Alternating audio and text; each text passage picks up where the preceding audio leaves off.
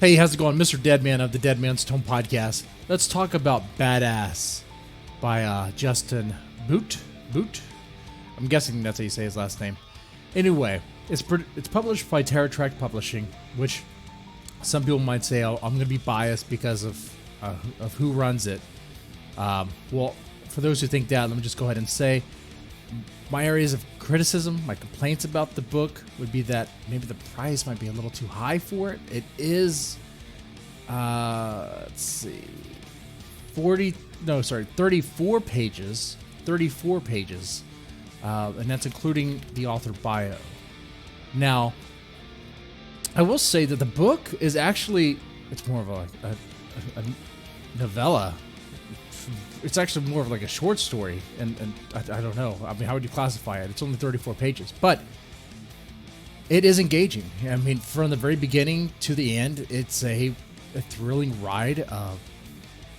It kept me gripped throughout the whole thing. I definitely enjoyed that.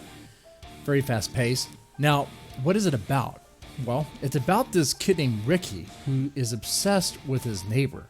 Or it could be that the neighbor is obsessed with Ricky and is seeing things that may not actually be there.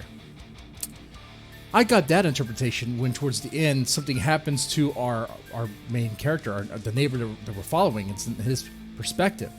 That makes you wonder, wait, maybe he got some facts wrong. After all, he's the one that got, well, I don't want to give it away, but he's the one that ended with a certain consequence when Ricky is still out there. Now, how bad is Ricky? Who is this kid?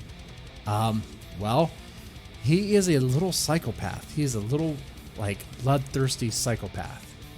The kid has a broken home, pretty much. An alcoholic dad who apparently beats him. A mom who doesn't give a shit about him.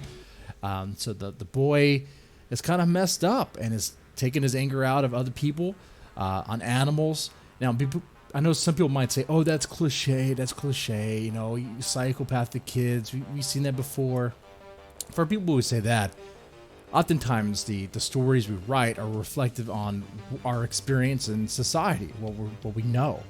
And the truth is that psychopathic kids, newsflash, I guess, you know, like you need a reminder, are still out there and still pretty abundant. It's something that still happens. So these stories are still going to come up here and there.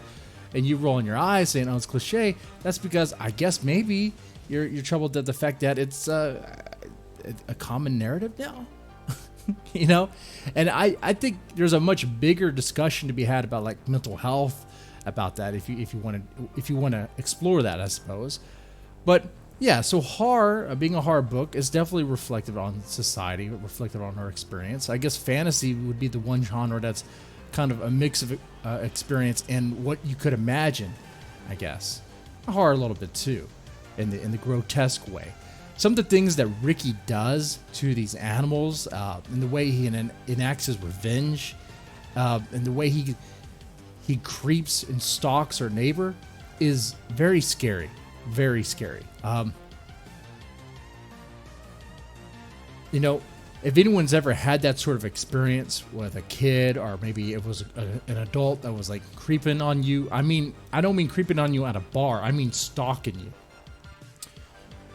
Then you know what I'm talking about when I say it's a very scary experience. It's like, what can you do too? Especially when you try to get the authorities involved, law enforcement involved. You often find that maybe a restraining order, but then some of these people will think a restraining order is just a piece of paper, and they'll still just stalk you and find other ways to harass you and whatever.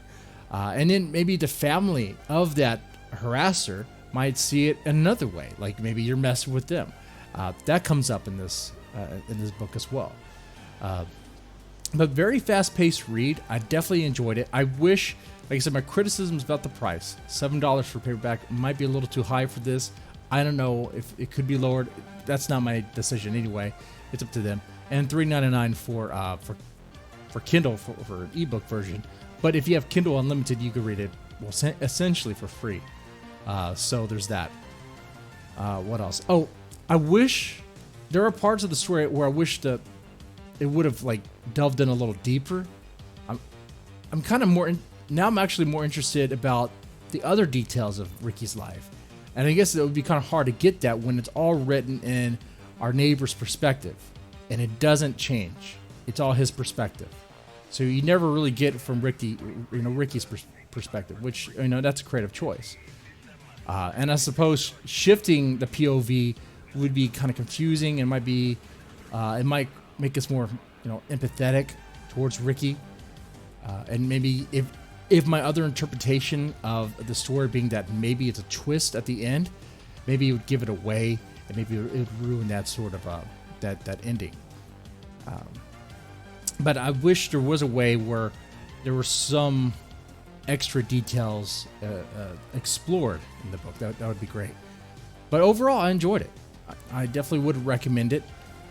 It's a very quick read. I mean, you'll get done with it within an hour. It's pretty fast, but it's good. It's good. All right. Well, I hope you guys enjoy this. And if you read the book, let me know. Give me a comment what you thought about it. Yeah, y'all take it easy.